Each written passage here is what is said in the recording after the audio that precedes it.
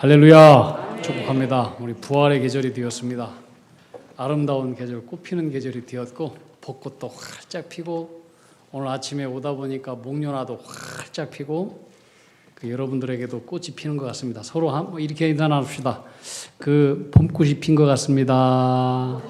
축복합니다. 한번 이렇게 얘기합시다. 부활의 주님이 우리와 함께 계십니다. 아멘. 어느 40년 된 부부가 오랜만에 40주년 기념으로 예루살렘 성지를 방문을 했다고 합니다. 근데 한참 방문을 하다가 부인이 여기가 좋사오니 하면서 거기서 죽어버린 거예요. 이제 그 당국에서 얘기하기를 이 시신을 갖다가 고국으로 옮기려고 하면은 만불이 필요하고, 근데 이 거룩한 땅 예루살렘에 묻히면은 20분의 1도 안 됩니다. 어떻게 하겠습니까? 남편한테 물어본 거예요. 남편이 한참 고민을 하더니 부인의 시신을 고국으로 모시고 가겠다고.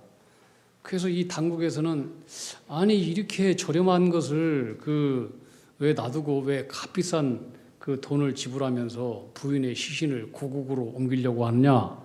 그토록 아내를 사랑하냐? 그랬더니 이 남편이 아주 머리를 극적거리면서 예루살렘은 예수님께서 부활한 곳이라 가지고 혹시라도 이 부인이 여기서 부활하면은 깨름직할 것 같아가지고 우스갯소리입니다. 이 남편들 항상 조심해야 돼요. 이게 믿을 수가 없어. 어떤 사람들은 부활을 싫어하는 사람도 있는가 봐요.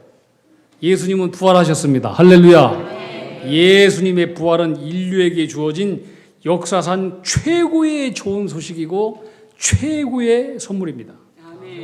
믿죠? 만약에 예수님께서 무덤에 시신으로 그대로 남았다 그러면은 우리 인류에게는 어떤 소망도 어떤 구원도 어떤 영원한 생명도 결코 주어지지 않았을 것입니다. 예수님께서 죽고 난 이후에 막달라 마리아는 예수님의 무덤을 찾았습니다. 시신이 사라졌습니다. 누가 예수님의 시신을 훔쳐간 줄 알고 통곡을 했습니다. 그런데 여러분, 그 사건을 반대로 한번 생각해 보세요. 만약에 예수님이 시신이 거기에 무덤에 그대로 있었다 그러면은 막달라 마리아는 울었을까요? 안 울었을까요? 안 울었을 것입니다. 자기가 계획대로 예수님의 시신에 향품을 잘 발라주었을 것이고, 그리고 내가 예수님의 시신을 첫 번째로 향품을 발라준 첫 번째 사람이구나 하면서 오히려 기뻐했을 것이고, 그리고 집으로 돌아갔을 것입니다. 만약에 그랬다면 어떻게 됐을까요? 만약에 그랬다면 막달라 마리아는 예수님의 시신이 거기에 있어서 울지 않았겠지만 이 땅에 있는 저와 여러분들은 영원토록 울었을 것입니다. 왜? 무덤에 있는 그 시신 그대로인 예수님은 어떻게 그분이 우리에게 영원한 소망, 영원한 구원, 영원한 생명을 우리에게 선물로 주실 수 있겠습니까? 이 막달라 마리아가 거기에서 예수님이 시신이 없어졌기 때문에 목이 터져라 통곡했을지라도 예수님의 시신은 없어야 되는 거예요. 없어져야 돼요. 이 막달라 마리아가 예수님의 시신이 없어져서 통곡했지만 그러나 잠시뿐이었어요. 잠시뿐. 그 통곡은 곧 기쁨으로 변했습니다. 할렐루야. 아멘. 그래서 그분은 정말로 그분이 나는 길이요 진리요 생명 되신 것을 증거하셨습니다.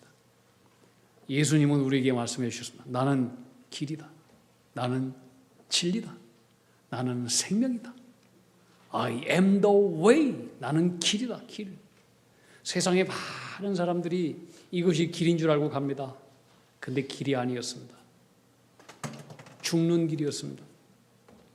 세상에 많은 사람들이 이것이 진리다라고 갑니다. 이것이 진실이라고 하는데 나중에 보면 다 속습니다. 진리가 아니에요. 잘못 산 거예요. 나는 이것이 생명인 줄 알고 가장 중요한 소중한 것인 줄 알고 가봤는데 나중에 그거 보니까 그것이 생명이 아니고 죽음입니다. 사람들은 통곡하는 거예요. 나는 길이다, 진리다, 생명이다. 이 세상에서 이렇게 말씀을 하신 분은 예수 외에는 없습니다. 그것은 나는 하나님이라고 하는 것입니다. 나는 길이요 진리요 생명이다. 이 말을 할 수 있는 사람은 정신병자, 미친놈이든지 아니면 진짜 하나님이든지 둘 중에 하나일 것입니다. 근데 예수님은 부활하심으로써 정말로 그분이 길이요 진리요 생명인 것을 우리에게 증거로 보여주신 것입니다. 그분은 부활했기 때문에 그분은 이 땅에 오실 때 가장 가난하게 오셨습니다. 말구유로 오셨습니다. 배신도 당했습니다. 슬픔도 당했습니다. 고난도 많이 당했습니다. 상처도 많이 받았습니다. 그분은 배고팠습니다. 가난도 했고 억울했고 모함도 받았고 눈물도 많이 흘렸고 절망도 경험했고 죽기까지 하셨습니다. 그런데 그런 주님이 부활하셨기 때문에 그 주님이 우리 인간의 모든 고통과 아픔과 눈물과 상처를 다 아시고 부활하신 주님이 우리와 함께 하셔서 우리의 눈물을 닦아주시고 우리와 동행하시고 우리에게 위로해 주시고 우리를 일으켜 줄 수 있는 힘이 되는 것입니다. 아멘. 부활하지 않았다. 그러면 우리 인간은 이 땅이 우리가 영원히 유한한 피조물로 살아가는 이 땅이 전부예요. 우리 인간에게는 영원한 구원도 영원한 소망도 영원한 생명도 없는 그저 거대한 무덤 그거 외에는 아무것도 아닌 거예요. 주님께서 부활하지 않았다. 주님께서 부활했기 때문에 그 부활하신 주님이 우리의 힘이 될 수 있는 것입니다. 그분이 우리의 참 위로자가 될 수 있는 것입니다. 예수는 나의 힘이요 내 생명 되시니 내 친구 되시니 내 기쁨 되시니 내 소망 되시니 눈물이 앞을 가리고 내 마음에 근심 쌓일 때 위로하고 힘주시리 누구? 주 예수. 그분이 부활했기 때문에 그게 가능한 것입니다. 예수님께서 십자가 고난을 앞에 두시고 부활을 많이 암시했습니다. 제자들은 그 얘기를 많이 들었습니다. 요한복음 16장 16절에 보시면 조금 있으면 너희가 나를 보지 못하겠고 내가 십자가에 죽는다 이거예요. 근데 조금 있으면 너희가 나를 보리라. 부활한다는 거예요. 제자들은 이 말씀이 도대체 무슨 말씀인지 전혀 이해 못했습니다. 요한복음 16장 20절 보면 또 말씀해요. 너희는 곡하고 애통하겠으나 내가 십자가에서 죽으면 너희는 곡하고 애통하고 슬퍼할 것이다. 그러나 세상은 어쩐다? 기뻐할 것이다. 내가 부활하니까. 너희는 근심하겠으나 왜? 내가 죽으니까. 너희는 근심이 도리어 기쁨이 되리라. 왜? 부활하니까. 22절에 보면은 너희는 지금은 너희가 근심하나 내가 다시 너희를 보리니 너희 마음이 기쁠 것이요 너희 기쁨을 빼앗을 자가 없으리로다. 24절에 보면 너의 기쁨이 충만하리라. 여러분 예수님은 이 고난을 뭐라고 하느냐? 기쁨을 위한 통과 의례라고 하는 거예요. 따라합시다. 고난은 십자가는 기쁨을 위한 통과 의례다. 통과 의례다. 이것이 예수님께서 고난과 십자가를 바라보는 세계관이었어요. 저와 여러분들도 그런 세계관을 가져야 돼요. 고난과 환난은 있어요. 그러나 그것은 기쁨을 위한 통과 의례인 거예요. 주님은 십자가 고난을 앞두고 말씀하시면서 연거푸 오늘 16장 20절로부터 쭉 24절까지 보면은 기쁨이라고 하는 단어가 6번이 나와요. 내가 고난을 받는다. 내가 십자가를 진다. 내가 죽는다. 그러나 이것은 너희에게 곧 기쁨이 될 것이다. 뭐냐? 고난은 기쁨을 위한 통과 아래다. 걱정하지 말아라. 염려하지 말아라. 이 말씀을 하시는 거예요. 여러분, 예수님은 이 말씀을 하시고 9시간 이후에 환난을 당하시고 무서운 십자가를 지셨습니다. 죽으셨습니다. 그리고 말씀대로 3일 만에 다시 부활하셨습니다. 뭘 얘기하나요? 고통은 잠깐입니다. 따라합시다. 고난은 잠깐이다. 십자가도 잠깐입니다. 모든 고통과 시련은 다 잠깐 지나가는 것입니다. 이것이 기독교인의 세계관인 것입니다. 지나가는 거예요. 초대 기독교인들은 엄청난 노마로부터 박해를 받았습니다. 250년 동안 박해를 받았습니다. 그런데 그들은 다 견뎌냈습니다. 뭘로? 부활신앙으로. 이탈리아 로마에 가면은 콜로세움이 있습니다. 거대합니다. 저도 가봤습니다. 그거 AD 70년대 로마에 쳐들어왔던 티토 장군이 예루살렘 성전 성벽 다 때려부시고 예루살렘에 있는 백성들을 다 포로로 잡아 끌고 왔습니다. 그래서 그 콜로세움 어마어마한 그 경기장을 만들었습니다. 그리고 기독교인들을 핍박했는데 거기에다가 굶주린 사자들을 풀어놓고 기독교인들을 죽였습니다. 수많은 사람들이 그것을 바라보면서 환성을 이뤘습니다. 이때 성인들은 하늘을 바라보면서 크리스찬들은 찬송을 하고 죽음을 맞이했습니다. 그런데 어린아이들은 두려움에 울었습니다. 그때 엄마가 아이를 가슴에 안고 말합니다. 아가야, 잠깐만 참아라. 곧 밝아진단다. 곧 밝아진단다. 이것이 초대교회 크리스찬들의 부활신앙이었습니다. 고난과 고통은 잠깐이다. 곧 밝아진단다. 이것을 믿었기 때문에 죽음 앞에서 승리의 노래를 불렀습니다. 어떠한 고난도 잠깐이라고 여러분 생각하며 살아야 됩니다. 9시간 잠깐입니다.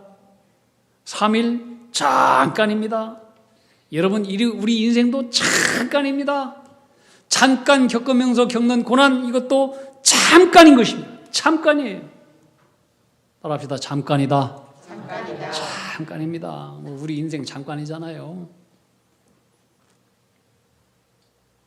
작년엔가 돌아가신 우리 김동길 교수님이 하는 얘기를 들었어요. 이분이 이제 나이의 템포에 대해서 말씀하셨던데, 이제 20대, 30대, 40대는 1살, 2살, 3살, 4살, 5살, 6살, 7살, 8살 이렇게 해마다 간대요. 해마다. 그런데 50대부터는 그렇게 안 가더라는 거예요. 50살, 51살, 52살 이게 아니고 50살, 54살로 바로 뛰어버린대요. 20대, 30대는 아다지오, 느릿느릿하게 가. 그런데 50대부터는 이게 안단테, 아마 점점 빨라져 버려. 에? 그리고 70대부터는요, 71살, 72살, 74살 이게 아니고 70살에서 바로 80세로 뛰어버리더라는 거야. 80세부터는 90살로 뛰는 게 아니고 하루 이틀 지나니까 바로 90살 돼버리더라는 거야. 에? 완전히 프레스토. 엄청나게 악셀 밟아가듯이 그냥 가버리더라는 거예요. 성경의 모세도 그와 똑같은 얘기 있어요. 모세는 우리의 평생이 순식간에 지나간대요. 순식간에. 120세 살았어요. 순식간에 지나간다. 근데 우리 연수가 70이요. 간건하면 80이라도 그 연수의 자랑은 수고와 슬픔뿐이래요. 여러분, 우리 인생이 뭡니까? 수고와 슬픔뿐인 인생이에요. 근데 신속히 간대요. 신속히.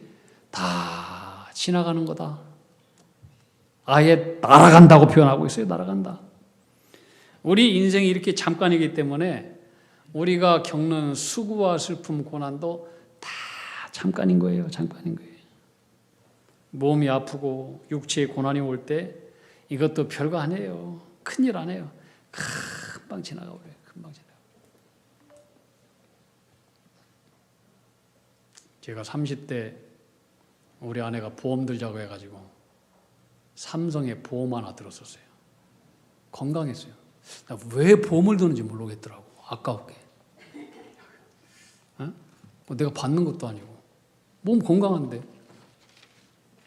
근데요 50살 들어서서 55살 이렇게 돼가니까 이제 여기저기 아프면서 야 이거 보험을 괜히 드는 것이 아니구나. 이거 꼭 드려야 되는 거네. 그런 생각이 들었어요. 근데 옛날에 보험은 참 좋았어요. 근데 지금은 그런 보험 나오지도 않아요. 지금도 그때 보험 들은 거 내가 다 해지시켰어요. 우리 아내한테. 다 해지하라고 그거 아깝게. 근데 지금 와서는 좀 후회를 해요. 그때 내 말을 안 들어가지고 그때 들었으면 다 끝났는데 이제 우리 아내 그런단 말이죠.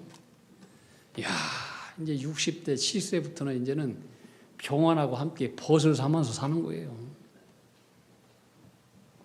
그런데요 여러분 우리 아픈 것도 금방 지나가요. 큰일 아니에요. 여러분 고난은 누구에게나 다 통과 의례입니다. 우리가 연세 들면서 아픈 것도 이게 통과 의례, 통과 의례. 안 아픈 것이 이상한 거지. 네? 우리 김북근 권사님은 참 건강하셔. 우리 김 권사님 얼마나 건강하신지 60대 같아. 이 건강하신 분은 참 복이지만은 대부분은 다 아파요. 근데 이것도 다 거쳐가는 통과 의례다. 그러니까 큰일 아니라고 생각하세요. 여러분 대한민국 남자들 다 군대 가잖아요. 특별한 일 아니잖아요. 국민이라면은 다 가야 되는 거예요. 근데 처음에 군대 들어가는 것 지옥불에 들어가는 것처럼 두렵고 힘들고 고생하는 것 같고 죽으러 가는 것 같고. 그래서 실제로요 내 대학교 친구들은요 군대 안 가려고 별짓 다 했어요. 어떤 친구는요 여기 군대 여기 방아쇠 여기를 지가 칼로 잘랐어요. 여기를. 그래서 군대 안 가더라고. 2명이나 그래서 2명이나. 얼마나 미련한지 모르겠어. 나는 군대 다 살만하잖아요. 군대 들어가면 죽지 않아요. 다 살만해요. 먹여주고 재워주고 의사도 있고 간호사도 있고 영양실조 안 걸리도록 식단 조절을 잘 해주고 군복도 주고 군화도 주고 양발도 주고 치약도 주고 칫솔도 주고 비누도 주고 속옷도 주고 빤스까지 다 줘요. 다 줘요. 그죠 우리 현민이 형제? 네, 총도 줘요. 가짜 총 아니에요. 진짜 총 줘요. 총알도 줘요. 실탄도. 사교훈련도 시켜줘. 처음에는 모든 것이 낯설고 두렵고 불안하고 언제 이 힘든 각계전투, 우유곡, 화생방 훈련 다 끝날까? 잠깐이에요. 잠깐이에요. 우리 청년 중에 현민이, 김현민 12월 달에 군대 갔어요. 추웠어요. 날씨도. 근데 이제 4월 달에 휴가 나온대요. 잠깐이잖아. 시간 지나다 보면 또 철딱선이 없는 아들들이 사나이 나워지고 또 시간 지나다 보면 쫄병 시절이 금세 지나고 후임병 들어오고 또 조금 지나면 병장이 되고 쫄따구들이 와서 또 다 해주고 내 몸 안에서 완고참이 되어서 2다리 쫙 뻗고 있으면 안방이 따로 없고 리모컨 내 맘대로 할 수 있고 이렇게 좋은 군대를 왜 내가 걱정하고 두려워했던가. 씩 웃다가 좀 더 있고 싶어지면 집으로 가. 어쩔 수 없이 집으로 가는 거예요. 모든 것은 다 지나가요. 통과하래. 여러분 대부분 큰일이라고 하는 건 다 별거 아니에요. 버티면 돼요. 사실 큰일이라고 했던 것들은 더 큰일이 생기면 다 잊혀져 버려. 중간고사 망쳤다라고 울고 불고 하는 애들 있죠? 세상 망한 것처럼 큰일 난 것처럼 생각하지만 큰일 안 해. 아무것도 아니야.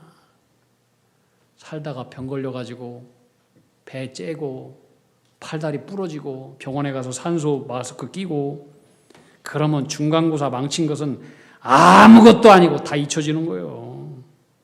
우리가 살아가면서 여러분 이 큰일이 끝나고 나면은 모든 일이 다 좋아질 것이다.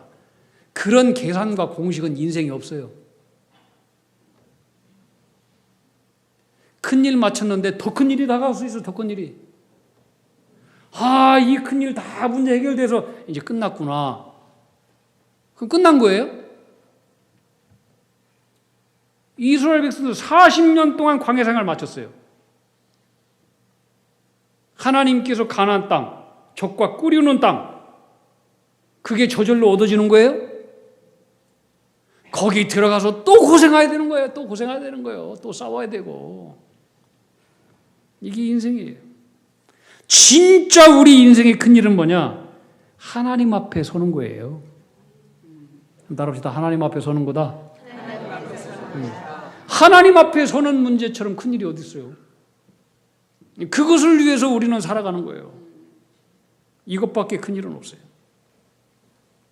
부활을 위해서 십자가는 반드시 거쳐가야 되는 통과 의례이고, 대한민국 남성들이 군대 가는 것은 반드시 통과 의례이듯이 믿는 자에게 고난도 반드시 거쳐가야 되는 통과 의례인 거예요.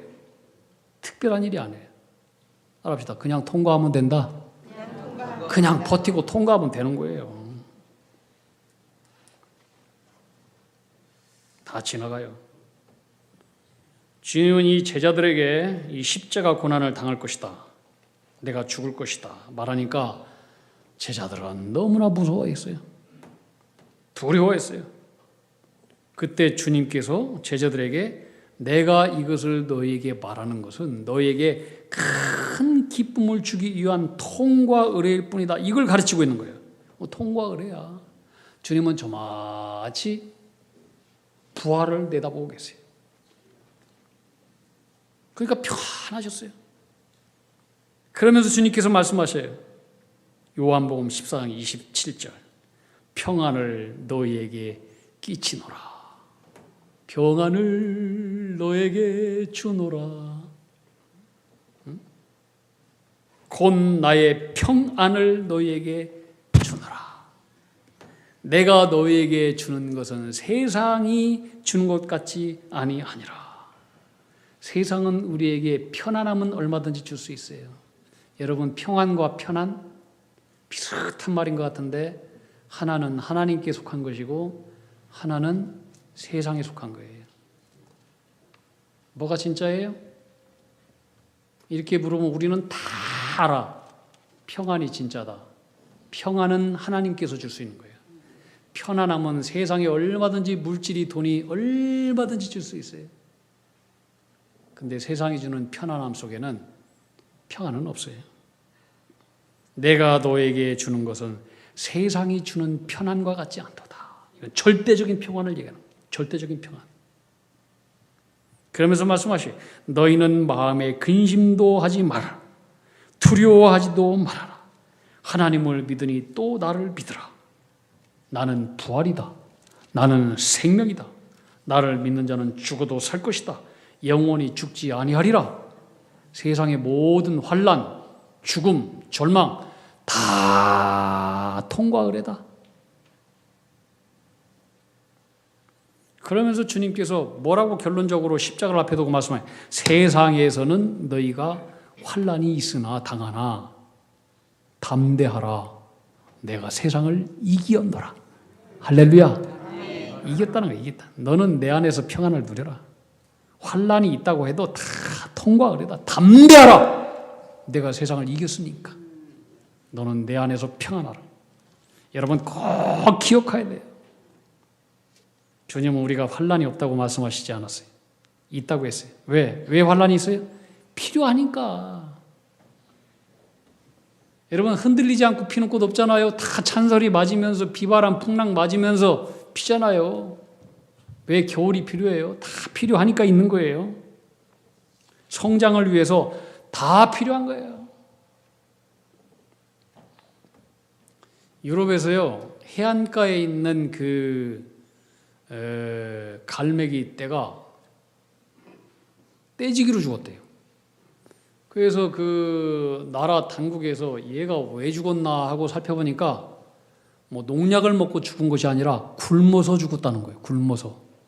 그게 하도 이상해가지고 어떻게 이렇게 바다에 풍부한 먹을 것이 이렇게 가득한데 왜 이 갈매기들이 죽었느냐 조사를 해봤더니 조사 내용은 이제 여름 되잖아요. 여름, 가을, 봄 되면은 관광객들이 해변에 많이 와요. 그분들이 먹이를 줘요.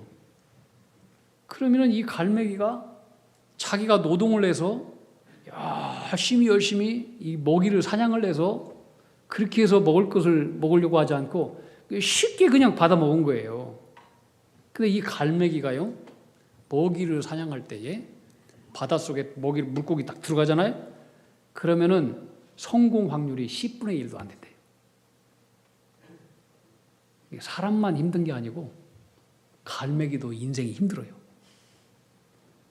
그렇게 바닥시 한 마리 잡아먹고 먹고 사는데 근데 이 관광객들이 던져주니까 얼마나 편해. 그거 받아 먹다가 겨울 되면 관광객이 오나요? 춘대? 안 오잖아. 그러니까 먹이를 먹을 수 있는 그 기술을 습득하지 않은 이 갈매기가 고난을 당하지 않고 쉽게 먹을 것을 찾다가 겨울 뒤어서 떼지기로 굶어 죽었다 라는 거예요. 여러분, 고난이 저주예요? 아니에요. 환난은 저주가 아니에요. 심판이 아니에요. 우리가 모르지만 거기에는 더 놀라운 하나님의 지혜가 있고 인도하심이 있는 거예요.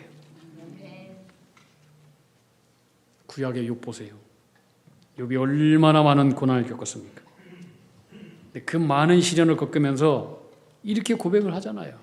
나의 가는 길을 오직 그가 아시나니. 나는 몰라. 왜 과거에 이런 일이 있었는지, 오늘 현재 왜 이런 환난과 고난과 시련이 있는지 몰라. 내일은 더욱더 몰라. 그러나 내가 알 바 아니야. 문제는 오직 내가 가는 길을 누가 안다? 그가 아신다. 그가 아신다. 그가 아신다. 그가 나를 단련하신 이후에는 내가 정금처럼 황금처럼 나오리라. 욥은 이 믿음으로 많은 시련을 극복하고 이 시련을 통해서 극복하고 나니까 하나님께 더 가까이 나가는 은총을 얻게 된 거예요. 고린도전서 10장 13절 말씀 이렇게 말씀하고 있어요. 사람이 감당할 만한 시험 밖에는 너희가 당한 것이 없다. 오직 하나님은 미쁘다라고 하는 건 하나님은 신실하신 하나님이라고. 섭리하시나 좋으신 하나님, 선하신 하나님. 그 선하신 하나님께서 너희가 감당하지 못할 시험 당함을 허락하지 아니하시고 시험 당할 그쯤에 우리가 감당할 수 없을 것 같으면 또 피할 길을 주시는 하나님이다.